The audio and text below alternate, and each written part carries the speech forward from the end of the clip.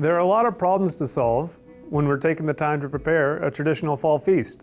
From turkey to ham, stuffing to potatoes, and biscuits to pies, each dish has its challenges. I wanted to explore a different way of preparing a big meal that's not only filling, but can be packaged up and given away easily without spoiling the meal. I'll meet you in my kitchen and we can talk a little bit more about the problems that we get to solve today. It is the fall holiday season, and in Ketchikan, that means a lot of stress because food availability isn't always completely secure. So I wanted to show you an alternative way of making a big meal that you can share with friends for under $100. So we're gonna make a big hot pot of soup and divvy it out in little containers so everybody that we give the meal to can have their own little experience. It's not gonna be that hard. It's a very traditional, basic dashi recipe paired with a vegetable broth. And then we're gonna cut up some things that we can throw in the broth so everybody can have their own version of our soup. So come along with us and we'll show you how to make a big pot of hot broth for this holiday season.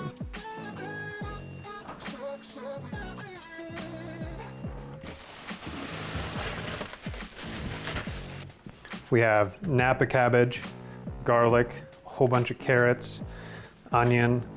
I was looking for a daikon radish, but I went with a parsnip because they can be a little bit sweet, so it should round off the flavors really nicely. And a whole bunch of ginger. And we're gonna slice all this up, make it thin, and then give it a nice char in the oven so that when the flavors are added to the broth, there's another layer of flavor in the broth. First thing you gotta do when you're slicing up vegetables is wash all of them. So we're just gonna move over to the sink, give everything a quick rinse and a quick scrub, and then we'll come back and slice it.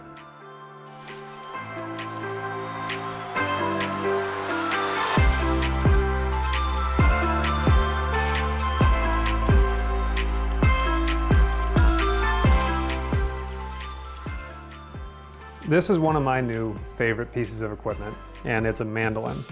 It has a really sharp blade right here, but it's protected so that you can quickly process a whole bunch of different things if you want to cut them.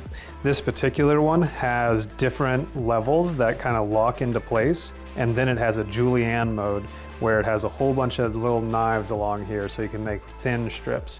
Right now we're going to use the widest setting and just make sure that all of these vegetables have a lot of open area for heat to get to and for that Maillard caramelization reaction to happen. So we get a whole bunch of nice brown crispy edges, and that's where a lot of our flavor is going to come from. Every mandolin user should use one of these. There are plenty of people who don't, and I've heard of people getting julienne fingers, and I've never thought that that sounded like a good time. So a really good mandolin cover has a little spring-loaded piece here so that as you are pushing down, the piece of food that you have stays in place and continues to slide cleanly across the blade. And then once you're done, you just rinse it off and it's a really easy cleanup. Let me show you.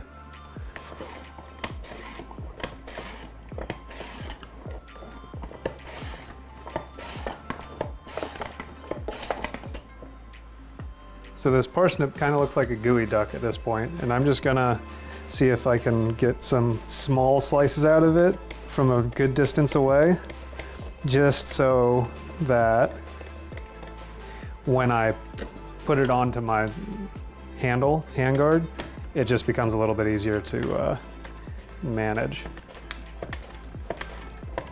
And you can see that this thing just moves through anything that you want to process that's a vegetable. And we want all of this open area so that we get as much flavor as possible. One move is just to break the carrot in half. Makes it a little bit easier. Done. Another done. Have our onion here. I'm gonna pull the cutting board over and just make two flat sides. pull the outer layer off. And I'm doing this just so it doesn't get gunked up in the mandolin. We don't really need to take this outer layer off because there's still flavor there. So I'm just gonna toss it over here and we'll roast it just the same. We'll see if we can do a whole onion.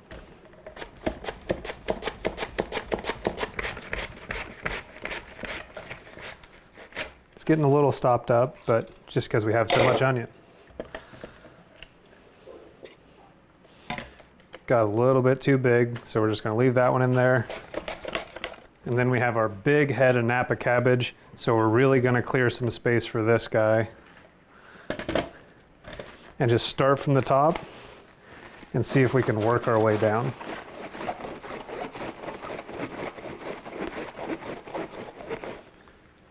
So that's about as far as I'm comfortable going with that.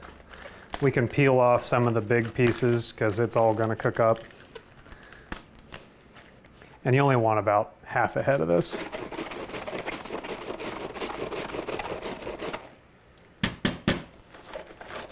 Let's break off this piece. Maybe this piece too. And just use that handle and just run it through there. Easy. Thank you again, mandolin. We'll give you a rinse soon. Drip the ginger everywhere.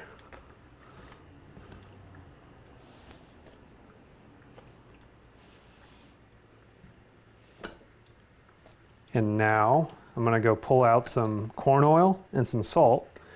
And that corn oil is gonna help caramelize everything, and that salt is gonna help bring out the flavors, and we'll get the most out of this plate of vegetables that we can. We're just going for maximum flavor here.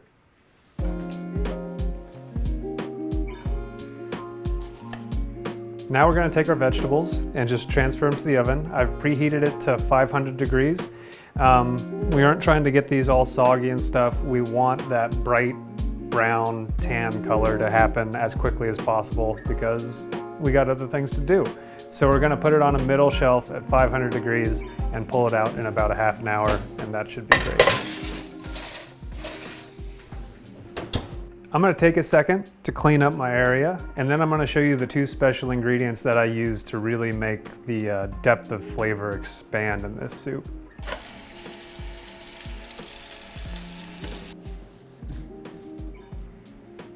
I have two different special ingredients here that combine to form a dashi, which is the base of many delicious dishes. This first one is kombu, which is a type of seaweed. It's actually a type of kelp, and it's all hard and has a little bit of white pithiness on it. You want to leave that on there. And for about every one of these pieces, you can make 3 cups of dashi. So I'm gonna put 2 pieces in there and fill that up with about 6 cups of cold water.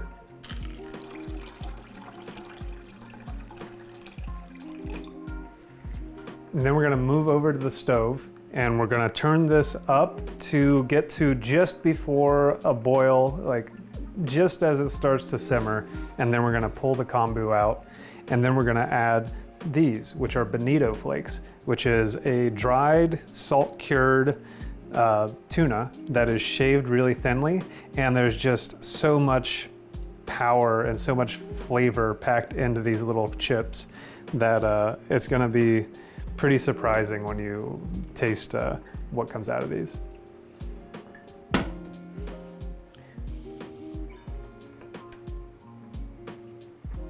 So we're getting very close to boiling here. You can see plenty of steam and the little bubbles coming up. As soon as we get our first big bubble, that's when I'm gonna pull these pieces of kelp out of here. So we're starting to get big bubbles. So I'm just gonna pull the kombu out, put it on one of these plates that my partner made.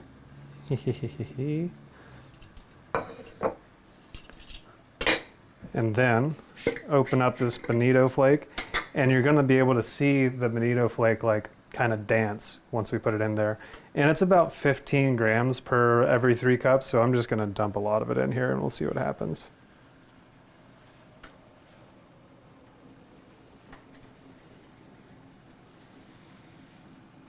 We need a lot of flavor, so let's put a lot in. It's time to build the base of our broth. So we have the roasted vegetables going in the oven. We just made our dashi, and we're gonna strain the dashi into our big stock pot and then add our vegetables and then cover it in a lot of cold water and just let it sit for an hour until it gets up to temperature and the flavors disperse. So let me grab the stock pot.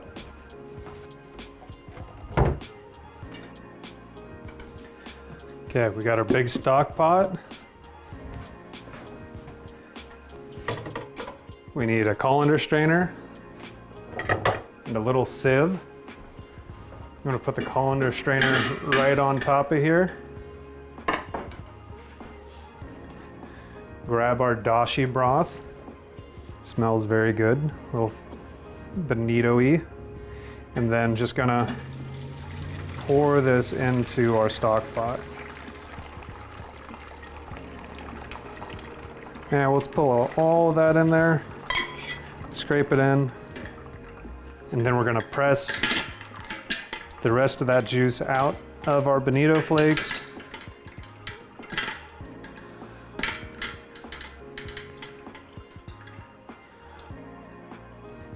And there we have a dashi.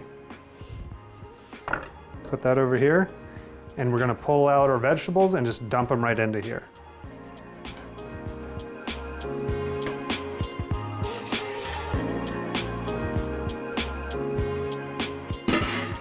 We have all of our nicely charred vegetables, and we're just gonna slowly scrape them into this pot. There's juices in there too that we're gonna wanna pour in. And all of that surface area that we made by slicing up the vegetables has now turned into a little bit deeper of a flavor. And everything's going in there, skin and all. And then we're just gonna fill it up with cold water.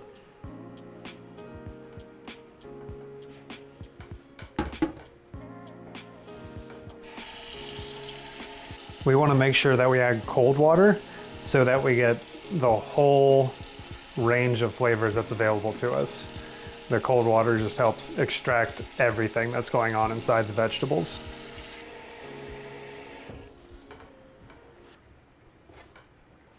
And we're just gonna move it over,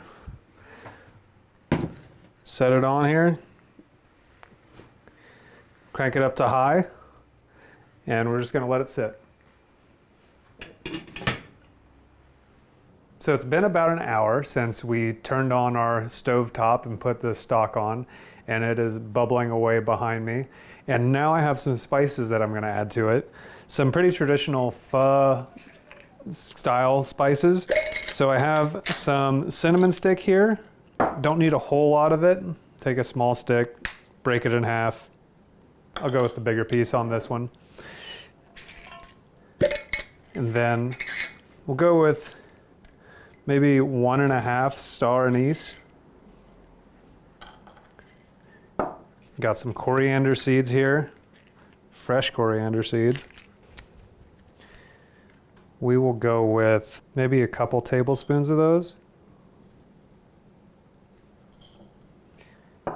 And then we have some white pepper that we're gonna add to it too. About a teaspoon of white pepper into the mix. So we have our spice blend, and I'm gonna put that into the soup, and then I'm gonna add a little bit of fish sauce for salt.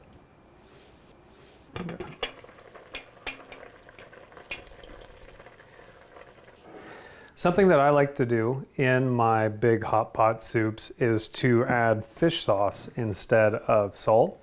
It just has so much flavor inside of it, and it doesn't become that overly fishy smell that you think of with fish sauce. Gets mellowed out by being in such a collective array of flavors.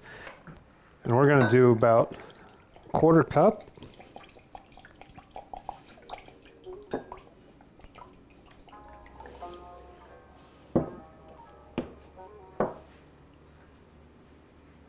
Seems good to me.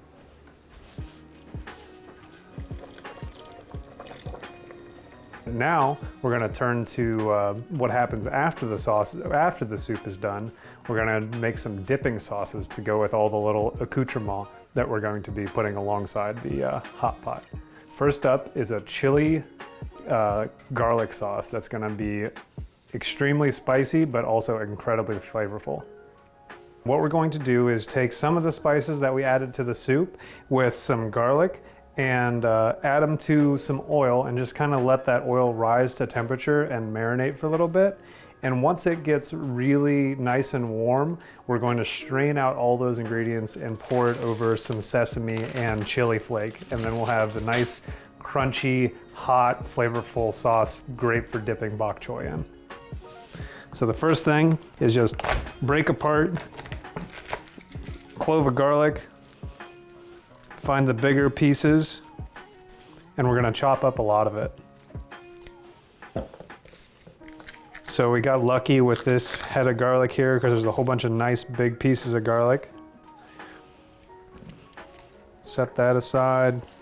And I just like to bash these things with something.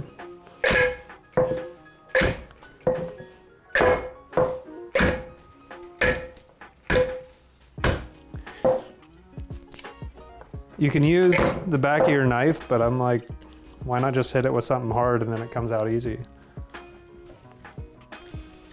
And we're gonna peel all this skin off of the garlic.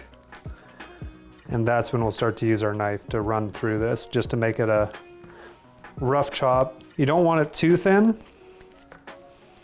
because then it'll burn a lot easier. So we just want a whole bunch of big pieces of garlic sitting in this oil. We gotta save some oil for the other garlic for the other sauce too. So I think that'll be enough for right now. I might even pull one of these aside. But we'll clear off our skins.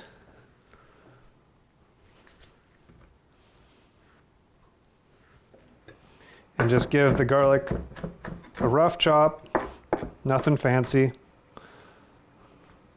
Scoop it up. Put it in our pot. We'll do that with, we'll add a whole stick of cinnamon in there.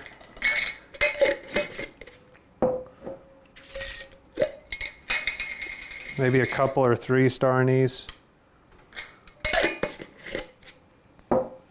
More coriander seeds.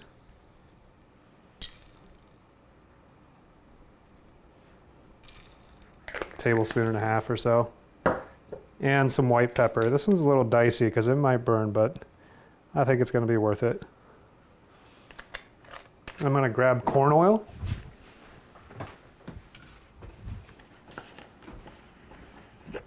And fill about maybe a cup and a half of corn oil into this. Swirl it around a little bit. I'm going to add some chili flakes now, but the majority of our heat is going to come from them sitting in there a little later. Swirly swirl, and onto the stovetop.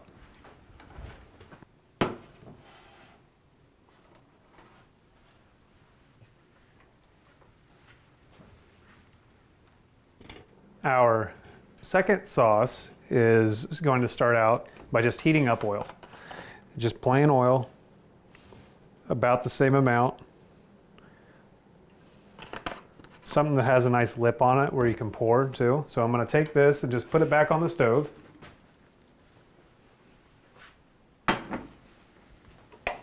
Turn it on low and just let it get up to temperature. Then I'm going to bring over that garlic that we left over. Oh, this is going to be good. This one's really, really good. Tried it the other night and it was incredible. So we have all this garlic, another smash. Ah! That one's already smashed.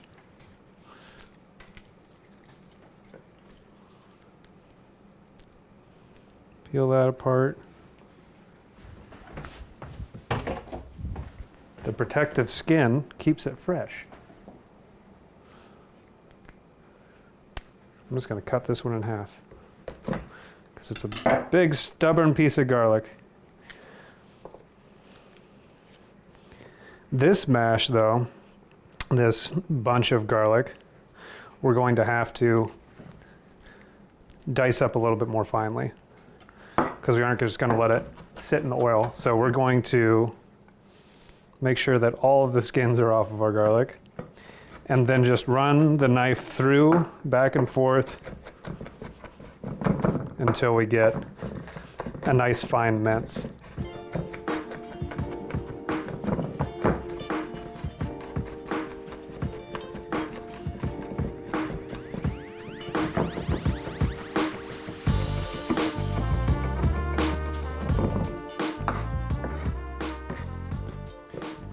You don't want a paste, you want it to be little chunks, so we aren't gonna like smash it and rub it around onto the cutting board. But we will just keep mincing and mincing and mincing until they're small enough that you're never gonna have to worry about getting a surprise piece of garlic.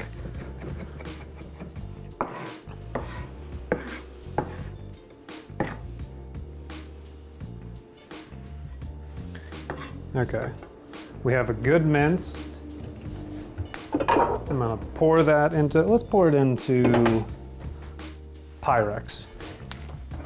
Because Pyrex can take heat, and we're gonna need that ability to absorb heat a little later. So garlic in. Next, the ginger from earlier. This time we are going to worry about kind of the skin because we don't want that possibly off flavor. The best way to peel ginger is by taking a spoon, taking the edge and going away from you, and the skin just falls off. And you do that all the way around.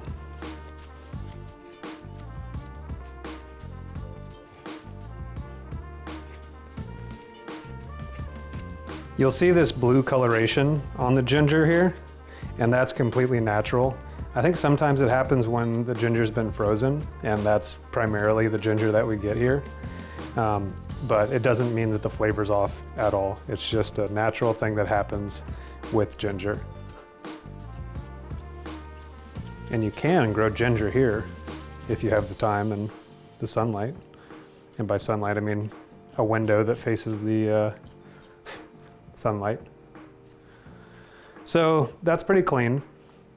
Just gonna scrape all of this off to the side.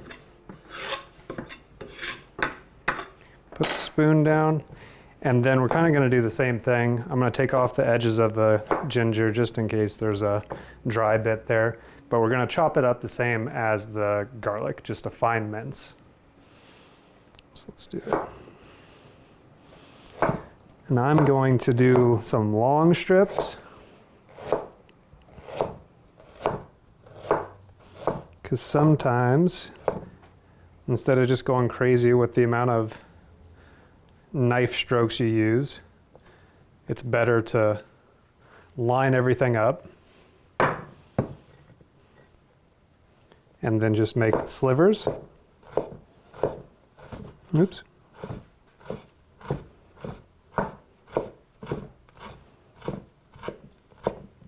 Until you get these long julienne style slices, and then we'll line them back up the other way. Make sure everything's off your knife, and go back through the other way. Using your knuckle to guide the knife as you make your way down to the edge of the piece. And then you quickly end up with little bits of ginger.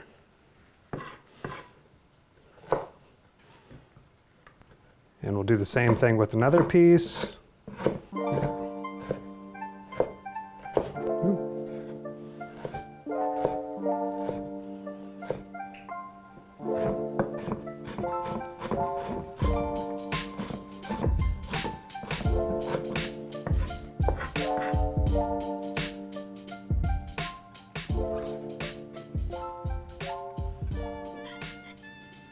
Last thing that we're gonna chop up for this is a whole bunch of scallions. So I'm gonna pull a couple of bunches out of the fridge, take the rubber bands off, run them under some water. And the only thing we're not gonna use on this are the roots. And we can save those roots and store them for later. I can show you in a little bit some of the scallions we have growing over on the windowsill. So I'm just gonna run through here, same as I did with the garlic, same as I did with the ginger, except we don't have to chop them more than once. We just want relatively thin slices of the whole bunch of scallions.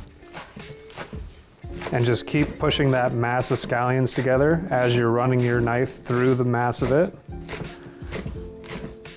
Even down into the white stuff. Starts to get a little squirrely down there because you're running out of room. But by the time you get down to a handful of roots, you can chop that one up and we can save these for later. But now we toss the scallions into here. Ooh, it's going everywhere. It's everywhere. We'll clean it up. Because cleaning up is important. So we have our mix of ginger, garlic, and scallions. We're just gonna mix it all together, and then we're gonna check the temperature of our oil. So to save these scallions, I'm just gonna toss everything into this little ceramic bowl and top it up with water. And we're just gonna let them sit in the windowsill, and once they start growing, we'll figure out a new home for them, but they'll do just fine in here, and we'll end up with a tiny little leftover garden. You wanna come check out this little garden we got going on? So right in here, amongst the old turtles and trees and plants and sprouts, we have some Safeway scallions that are doing just fine and only living off of water and air.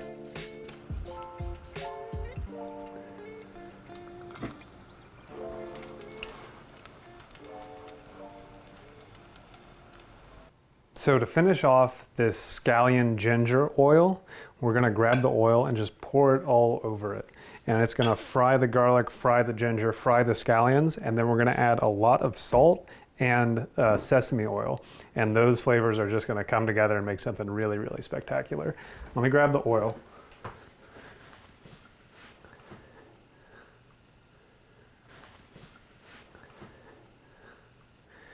So we have this really hot oil, and you have to be really, really careful, but we're just gonna slowly pour it in here.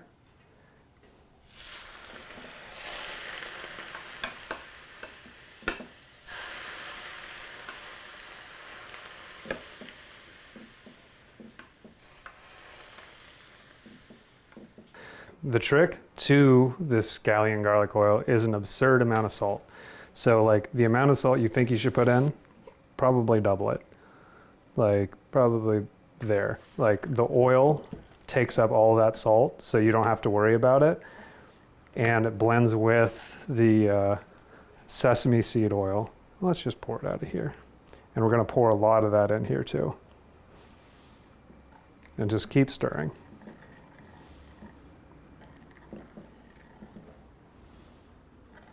And this stuff's a little thick because I keep it in the fridge because I don't get to use it that often.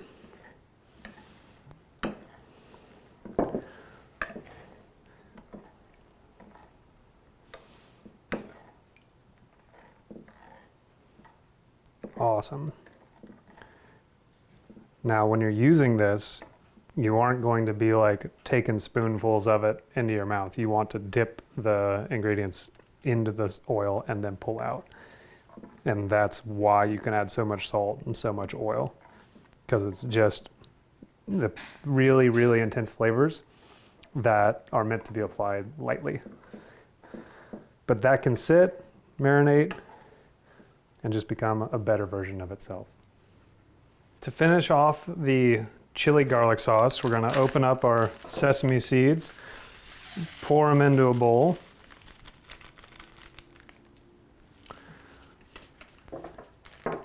Use the rest of our chilies and pour them in here. And then I have this metal bowl sitting on this little hot pad because the metal will transfer heat quicker than the Pyrex will. But we're gonna do the same thing. We're gonna strain off the oil into the chilies. So this time I have my pot, and since we have the stuff in there that we don't want to stay in there, I'm gonna use this little strainer just to stop the leftover garlic and chilies from entering our bowl. So we'll pour this in here.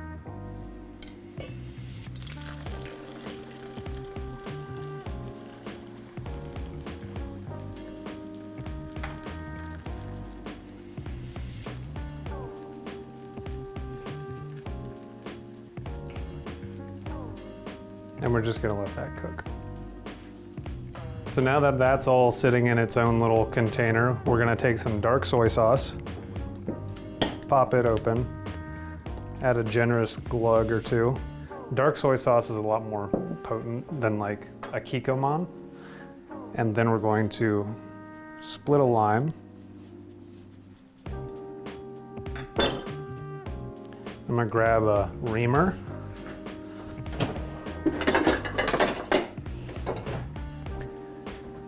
And just ream this lime into the chili garlic. The recipe actually calls for a black vinegar, but I like the brightness of lime. And you can still see that that oil is really, really hot. And I like the reamer because you can just get all the juice out.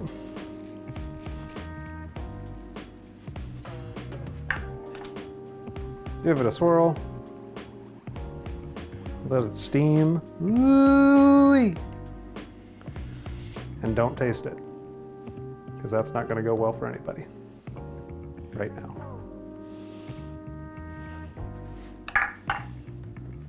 We're going to set that aside with the other oil, and then I'm going to show you how to plate this up and then package it up and take it to our friends.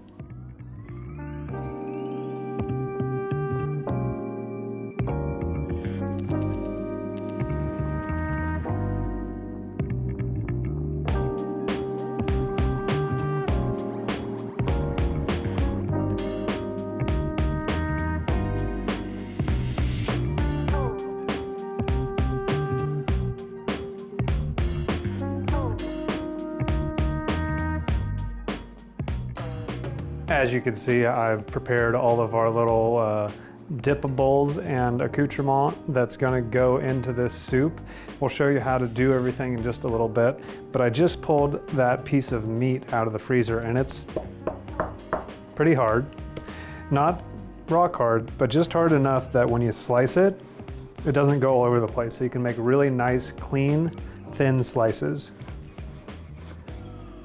I'll do a few of these. Oh yeah, that's perfect.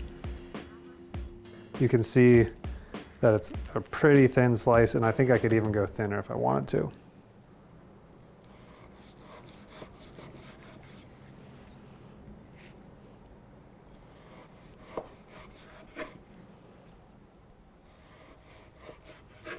Now we have our complete spread, and I'm gonna show you how to eat this delicious soup. So you just pop the top off, let it all steam up, and then you're going to use the ladle and press it into the side of the bowl and just let as much of the stock get into the ladle as possible. And you're going to ladle it into a little pot here that you have on a low flame.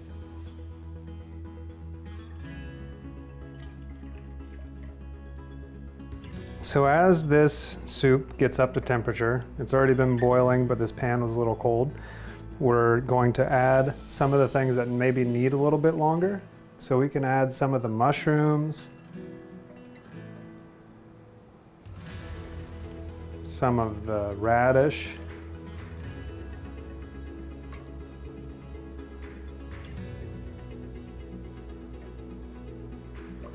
and for meat eaters, I have some options here.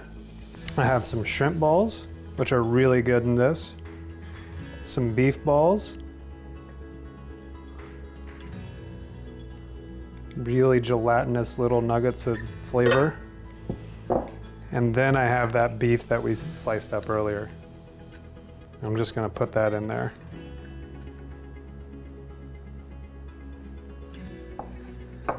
Then I'm gonna find with my hands, since I've touched the meat, some of the bok choy. I'll get the thicker pieces, because the thicker pieces will need a little bit longer to cook.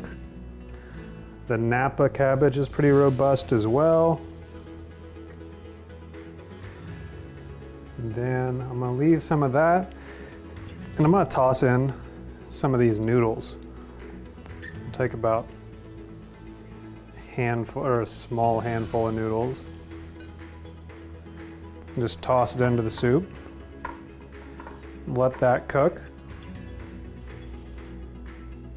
And we're on our way to a really good meal. So let's pack everything up and take it over to Mary and Tim's house, and then we'll have a really good time giving to our friends for this holiday season.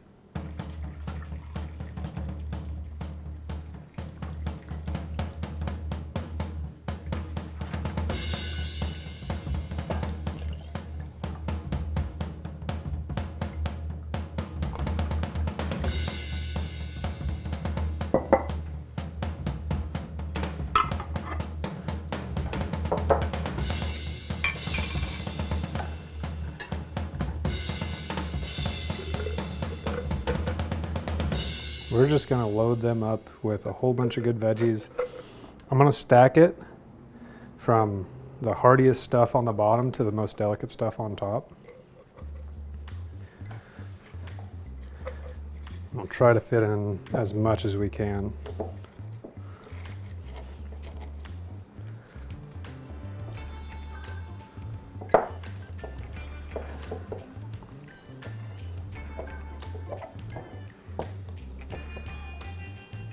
Some baby corn.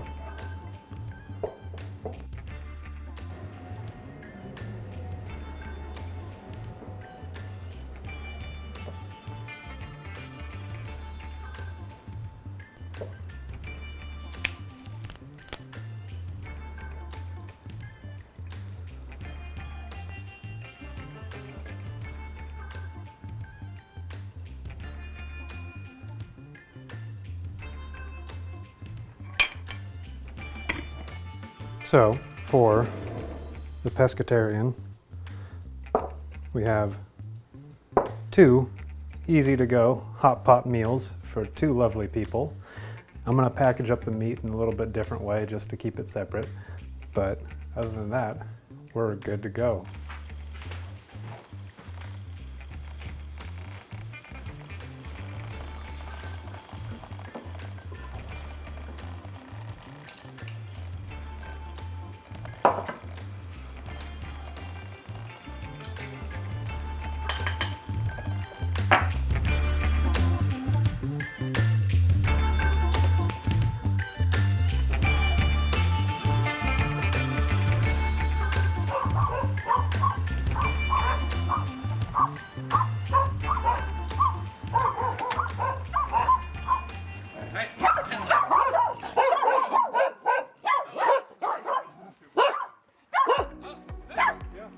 All right, thank you. Come on, dogs.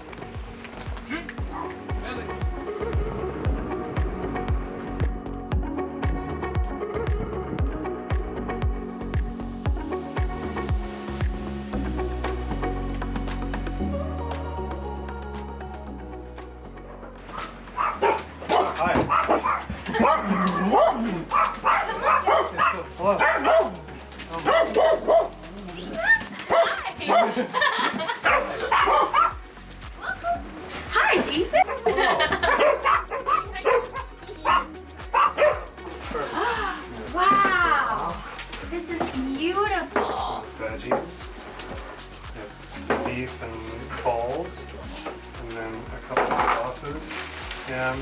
some noodles. Thank you so much. What kind of sauces are That's these? like chili garlic, Uh-huh. and then this is scallion ginger. Wow. And then that's shrimp balls, beef balls, and slices of beef. Wow, this is gorgeous. I would suggest cooking that. Yeah. Okay, so do you think that the hot broth will get hot enough to... Yeah, I think you should probably put it into a pot and let it do its thing. Okay, sounds good. Oh my gosh, it's gorgeous. Thank I don't you for know. the delivery. Have fun. Yeah. You're movie stars. This meal wasn't the quickest to prepare, but it does yield a lot of easily transportable and nutritious food that can stretch from here to next year. Freezing the broth in ice cube trays makes sauces, gravies, and demi-glazes a breeze, and it turns all of your leftover veggies into a quick, delicious soup in no time. Thank you for tuning in, and we'll see you on the next episode of Basics with Jason. Okay. Remember how...